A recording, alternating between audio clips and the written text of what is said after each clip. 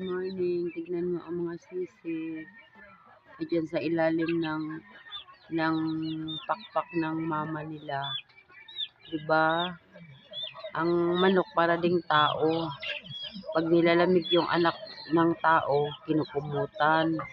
Ito namang manok, yung inahin, ayan, tinatakpan niya ng pakpak ng kanyang mga sisiw. O, tignan mo, 'di ba? Ang galing ano. Yan o. Diyan sila sa ilalim para hindi sila lalamigin. O, 'di ba? Kahit hayop may isip. O, 'di ba? Bantayan nila ang anak nila, ayaw nila na malamigan, ayaw nila na magkasakit.